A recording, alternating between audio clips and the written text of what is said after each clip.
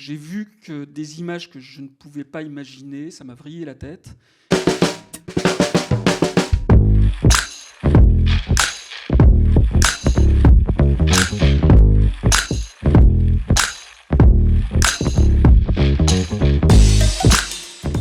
Et moi, j'étais totalement fasciné par ça. Et j'étais fasciné parce que j'avais vu un film quand j'étais gamin qui s'appelait Tron. Je ne sais pas si vous avez vu ce film-là. Le premier Tron, je ne parle pas du deuxième qui est sorti il y a une dizaine d'années, mais le tout premier qui est sorti en 1982, je l'ai vu au cinéma. Et ça a été un choc. Vraiment un choc. C'est à ce jour-là que j'ai su ce que je voulais faire. Et j'ai vu que des images que je ne pouvais pas imaginer, ça m'a vrillé la tête. Et donc, j'ai acheté un premier ordinateur. Voilà. Et tout ça fait que j'ai commencé à faire des courts-métrages très amateurs en image synthèse qui ressemblaient à rien. C'était des cubes et des pyramides qui se couraient après, à peu près. À la fac, j'ai eu la chance de découvrir une machine, ce qui s'appelle une Silicon Graphics, qui était la machine sur laquelle on faisait Jurassic Park à l'époque, qui était planquée dans un placard à balai, véritablement. Et donc, pendant 2 ans, avec un copain qui est devenu un de mes meilleurs amis, qui est maintenant superviseur à Los Angeles, qui a fait Doctor Strange 2, qui a fait des tas de gros films américains, on a décidé de faire 2 courts-métrages en synthèse pendant ces 3 ans. Et personne ne pouvait nous expliquer comment faire, puisque personne ne l'avait fait. À la fac, il n'y en avait jamais eu. Donc on parle de ça entre 93 et 97. Et finalement, ces 2 films sont sortis, ont rapporté des prix dans le monde entier. Et ça m'a permis, on est venu me chercher, c'est une société qui s'appelle Buff, que ceux qui font des VFX doivent connaître, qui était à l'époque le fer de lance des VFX en France, qui venait de faire La Cité des Enfants Perdus, qui faisait fantasmer tout le monde. Et Buff est venu me chercher en me disant, voilà, on a un job à te proposer sur Batman et Robin. Donc je me suis retrouvé propulsé, je suis parti de la fac, j'ai même pas cherché de boulot, j'ai été directement... alors pas superviseur au début, bien sûr, simple graphiste, à apprendre le métier. Et puis après, j'ai commencé à monter les échelons dans la boîte et à devenir superviseur et à travailler avec des réalisateurs de plus en plus importants, comme Michel Gondry, comme Tom Tykwer. Je ne sais pas si vous connaissez Tom Tykwer, qui a fait Cloud Atlas, qui a fait Le Parfum. J'ai compris que la technique pour la technique, c'est une erreur. Ça ne sert à rien, c'est vide.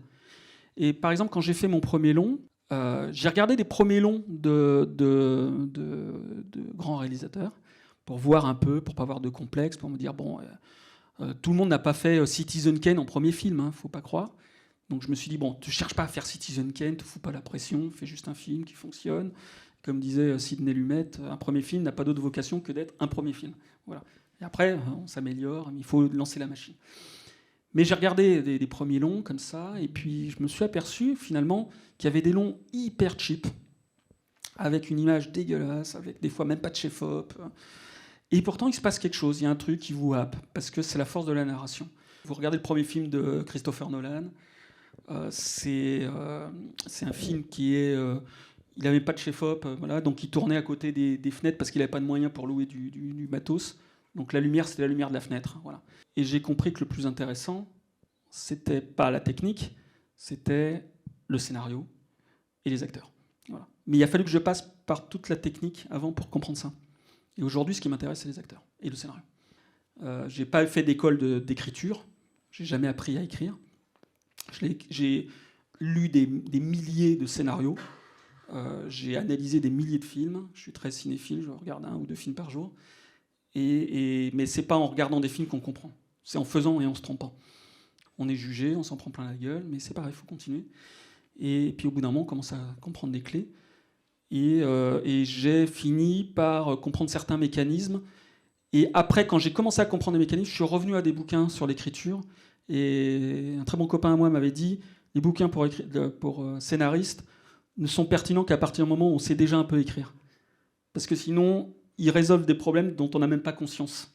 Et c'est vrai que des fois, on écrit des trucs de manière un peu mécanique parce qu'on reproduit des schémas qu'on a vus dans des films qu'on aime bien. Donc on se dit, tiens, lui, ça va être le gentil qui a un problème de confiance en lui, je sais pas, et puis voilà. Mais on ne sait pas pourquoi on le fait. On fait juste que ça nous plaît. Et puis après, on s'aperçoit qu'il y a des règles. Ça ne veut pas dire qu'il n'y a qu'une seule façon de faire, mais il y a certaines règles qui fonctionnent très bien, qu'il faut savoir masquer pour pas trop que ça se voit, qu'on voit trop les ficelles. Et après, le talent, c'est de savoir, à mon avis, cacher les ficelles pour qu'au final, un film vous paraisse évident. Ça vous a jamais arrivé de voir un film où vous dites ah, super scénario, pourquoi personne n'y avait pensé avant, quoi. Là, par exemple, le dernier exemple que j'ai, par exemple, c'est The Guilty. Je ne sais pas si vous l'avez vu. Où c'est un gars qui, au téléphone, dans un centre d'appel pour personnes en détresse, je crois, un truc comme ça. C'est pas le remake. C'est pas le remake. Je vous conseille l'original danois, si je ne me trompe pas, qui est extraordinaire. Quand je l'ai vu, je me dis ah, j'étais jaloux. Mais quelle bonne idée. Mais comment ça se fait que personne n'a jamais pensé à ça? Ça coûte rien. C'est un gars, un micro et un écran d'ordinateur. Et 2 autres gars qui disent jamais rien en arrière-plan. C'est un film qu'on peut faire pour 100 000 €. Vraiment. Et mon long métrage, le pitch, c'est un serial killer et sa victime coincés dans une voiture dans une tempête de neige. C'est aussi simple que ça. Je l'ai vendu en 2 secondes. Voilà. Le film est tourné, mais bien sûr, c'est plus complexe que ça, sur 1h30. Mais j'avais cette idée qui venait d'un fait divers, hein, de quelqu'un qui se retrouvait coincé dans une tempête de neige parce que pourchassé par la police. Un fait divers en Norvège, je crois qu'il était resté 15 jours dans sa bagnole à crever de faim, perdu dans la montagne.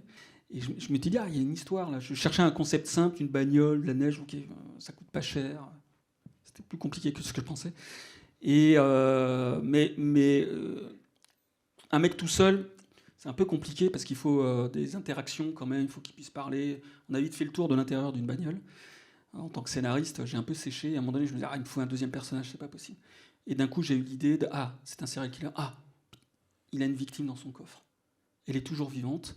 Et on le découvre au premier tiers du film.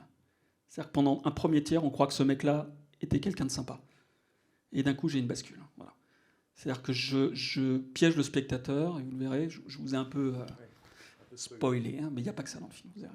Mais moi, je vous conseille, pour ceux qui écrivent, de partir sur des histoires assez simples à la base. Ça ne veut pas dire nul, hein, il y a plein d'histoires qui sont super et qui sont très simples. Et c'est pas si simple de trouver une histoire simple.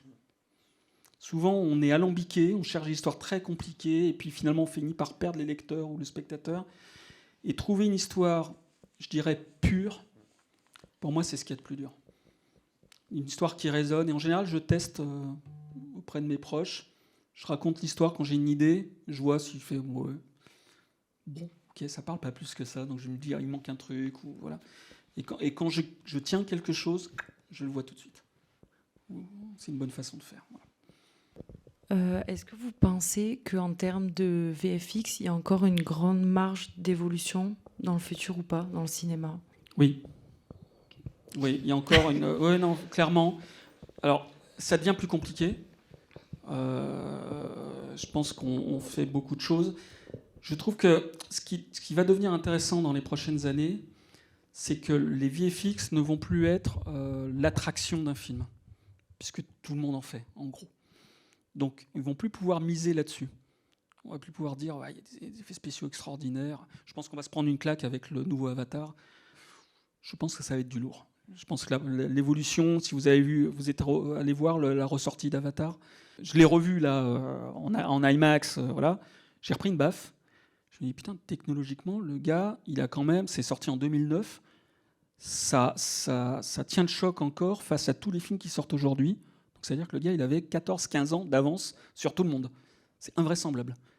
Et je pense tout le monde là où maintenant il va nous refaire la même chose. Non. Je pense qu'on va se reprendre une petite baffe parce qu'il y a le niveau supérieur de réalisme, voilà. Et après, s'il n'y a pas un bon scénario, ça restera juste des effets spéciaux. Voilà, c'est toujours le même truc. C'est qu'à un moment donné, vous rentrez là-dedans, dans ce film, et vous oubliez complètement. Réfléchissez bien quand vous regardez Avatar, vous voyez quand même des bonhommes bleus, quoi. C'est quand même prodigieux d'arriver à vous faire croire à cette histoire jusqu'au bout. Et d'ailleurs, c'est beaucoup plus simple, par exemple, de vous faire croire à Toy Story, où ce sont des personnages très simplifiés. Et c'est pas pour rien que c'est le premier film en image de synthèse. C'est parce que c'est des personnages Si vous regardez bien, c'est des jouets, donc c'est des cubes, des formes simples, des ronds, des sphères, des pantins, des trucs comme ça, mais il n'y a rien de très complexe à modéliser. Et c'est plus facile de se projeter dans des petits personnages comme ça, genre un petit cube qui sautille, on y croit, alors que dès qu'on a des personnages presque humains et que ça ne marche pas, on voit tout de suite, c'est ce qu'on appelle, je ne sais pas si on vous en a parlé, la uncanny valley. C'est le moment dans l'image synthèse où on se rapproche du photoréalisme total, mais notre œil est habitué à voir des humains toute la journée. Donc dès qu'il y a la moindre chose qui déconne, un petit détail qui ne fonctionne pas, on se dit oh, c'est très bizarre, on dirait un mort-vivant. Je crois qu'on est en train de passer le cap, et quand vous regardez les derniers logiciels qui permettent de modéliser des humains sur Unreal, par exemple, je ne sais pas si vous travaillez avec Unreal aux effets spéciaux, parce que c'est des moteurs de jeux vidéo, mais qui font des progrès hallucinants, et toute l'industrie des VFX est en train de basculer là-dedans. C'est-à-dire qu'avant, on calculait les images, et on le fait encore, sur Notre-Dame, on n'était pas en temps réel, on calculait les images, donc des fois c'était très très long. Certains plans de Notre-Dame ont demandé plus de 10 jours de calcul, et pas avec un ordi, avec des centaines d'ordinateurs. Mais on arrive maintenant à calculer des choses photoréalistes en temps réel. Donc ça ouvre des perspectives incroyables. Et il y a plein d'évolutions, par exemple, pour répondre à ta question, le temps réel sur le plateau, comme les plateaux virtuels, ça change la donne. Par exemple, vous avez pu voir l'exploitation de ça dans The Mandalorian sur Disney. Je ne sais pas si vous avez vu cette série Star Wars, où ils ont remplacé les fonds verts, les fonds bleus, par une projection en temps réel de décors en 3D, calculés en temps réel en fonction de l'axe de la caméra. Dans The Batman aussi. Dans The Batman, bien sûr. Mais moi, je pense que ça peut être utilisé même dans des films plus arty. Et je crois qu'il y a tout un... C'est ça que je trouve très intéressant aujourd'hui, et moi, j'ai un projet là-dessus, c'est d'exploiter ça pour raconter les choses autrement. C'est-à-dire de se dire, pourquoi je ne changerais pas de décor au milieu d'une scène ? Pourquoi pas ? Pourquoi je ne changerais pas la lumière complètement au milieu d'une scène où on est en un seul mouvement de caméra, on est de l'intérieur à l'extérieur. Voilà. Pourquoi il y a plein d'idées. Pourquoi j'aurais pas une focale sur l'arrière-plan et une autre sur l'avant-plan ? Qu'est-ce que ça produit de tester ça ? Voilà. Et on peut être dans des cauchemars, dans des rêves, dans des... Voilà. Donc il y a tout un langage à réinventer, à chercher, comme l'arrivée des fonds bleus a permis des tas de choses. Et les effets spéciaux ne sont plus un attrait pour moi, parce que je n'apprends plus rien en fait. Je vois plus rien de nouveau là-dedans, que des trucs qu'on sait faire depuis des années. Et Avatar, c'est autre chose. Je trouve qu'il y a encore une évolution. Mais moi, je pense que la prochaine évolution, c'est ça. C'est de, comme je disais tout à l'heure, d'utiliser les effets spéciaux pour aller directement de la tête à l'image beaucoup plus rapidement. C'est-à-dire qu'aujourd'hui, on peut créer un personnage humain photoréaliste et que quelqu'un de n'importe quel type, quand je dis type, c'est couleur de peau, petit, grand, gros, maigre, n'importe qui, peut incarner n'importe qui. Et ça, c'est très intéressant. Parce que ça veut dire qu'on en revient à juste la performance d'acteur. Voilà. C'est ce qu'a mis en place un peu Zemeckis il y a quelques années. Mais ça, c'est très intéressant parce qu'on ne juge plus une personne sur son physique, mais que sur sa performance, et on change son physique pour en faire ce qu'on veut. Je pense que ça va arriver dans les années qui viennent. Juste une question, c'est un peu par rapport à ça aussi. Il y a beaucoup de choses qui se développent actuellement avec l'intelligence artificielle. Vous pensez que ça peut être... ça peut prendre une place dans le cinéma ? Mais ça la prend déjà. L'intelligence artificielle... Alors moi, j'ai une relation très ambivalente avec l'intelligence artificielle, c'est-à-dire que je trouve ça fascinant, mais je trouve ça extrêmement flippant. Je n'aurai jamais le même respect pour quelqu'un qui est capable de dessiner un nu au fusain super beau que pour quelqu'un qui va faire une fresque incroyable en intelligence artificielle. À côté de ça, il y a quand même des tâches qui sont intéressantes à balancer en intelligence artificielle. Ça peut résoudre pas mal de travail ingrat. Par exemple, moi, je l'utilise sur mon film pour détourer des personnages. Il y a par exemple, dans DaVinci, maintenant, il y a un petit truc d'intelligence artificielle. Je ne sais pas si vous utilisez DaVinci Resolve, qui est un soft de montage, étalonnage et d'un tas de trucs, voilà, même du son, je crois. Voilà. Et moi, je l'utilise pour détourer les personnages, image par image, parce que je dois mettre de la neige devant, un blizzard, devant et derrière. Sauf que quand vous avez un plan qui fait 30 secondes et qu'il faut détourer image par image, 25 fois ou 24 fois 30 secondes, ça fait un paquet d'images. Vous y passez la semaine à détourer pixel par pixel. Donc c'est ingrat, c'est chiant. Vous n'en pouvez plus, vous avez les yeux qui saignent. Et le logiciel, par intelligence, est capable de reconnaître la forme, de la suivre dans le temps. Et vous pouvez ajuster le truc, remettre un petit morceau qu'il a oublié, il le retraque à nouveau. Voilà. Ça, c'est intéressant parce que c'est un boulot qui n'a rien d'artistique, qui est chiant. Il y a pas de, c'est bien fait ou c'est pas bien fait. Il n'y a pas de zone intermédiaire, quoi. Et c'est pas intéressant, c'est pas stimulant à faire. C'est juste, voilà. Après, il y a d'autres trucs, par exemple. Tout ce qui est tracking, tout ce qui est voilà, toutes les, je dirais les petites tâches avant d'arriver à l'aspect artistique d'une image. Ça, je suis plutôt pour. Mais qu'on remplace les designers ou les dessinateurs par une intelligence artificielle, ceux qui font, vous savez, les concept design, tout ça, alors là, je suis totalement contre. Et j'ai peur que ça tue le métier. C'est ma peur, c'est-à-dire que je commence à voir des producteurs qui disent « Ah ben je ne vais pas payer un concept designer pour ce truc-là, parce qu'il va me coûter 5000 balles, alors que je tape 3 mots sur Midjourney, j'aurai un super résultat. » Je fais « Waouh !» Donc je pense que tous les mecs qui font du concept design ont du souci à se faire, ou alors il va falloir qu'ils se défendent, qui valident le truc fait sans intelligence artificielle, ce qui va devenir un label. Moi, je suis plutôt pour ça. Genre, ce film a été fait sans intelligence artificielle, et où ce design a été fait sans intelligence artificielle. Mais du coup, ça va forcer les artistes à se recentrer vers des choses qui ne sont pas à revenir à la source, c'est-à-dire la peinture, le dessin, au fusain, au crayon, pas au numérique, si on peut galvauder le numérique, une toile, une peinture à l'huile, on ne peut pas la tricher.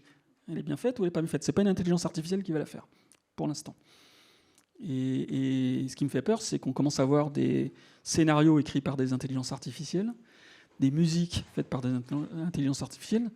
Dans 10 ans, on va avoir des films entièrement faits par des intelligences artificielles qui seront capables de faire des comédiens en 3D autonomes.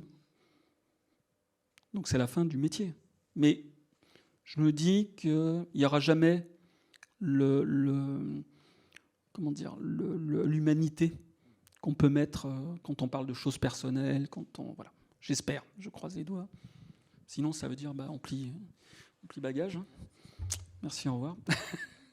C'est un peu déprimant. J'espère que ça n'arrivera pas. Il y a toujours eu, avec les avancées technologiques, cette peur. Hein. Je suis conscient de ça. Quand la télé est arrivée, tout le monde a cru que le cinéma était mort. Quand les images de synthèse sont arrivées, tout le monde a cru que les comédiens allaient disparaître. J'en jouais d'ailleurs, j'avais des copains comédiens, je dis ouais, bientôt je vais plus avoir besoin de toi, je vais te remplacer par une. Il flippait, il fait oh non, tu rigoles, je fais ouais, c'est dans 2 ans, 3 ans. C'est assez taquin. Voilà, mais je pense qu'il faut être vigilant. Voilà. C'est toujours pareil, la technologie, il y a toujours un bon côté et un mauvais.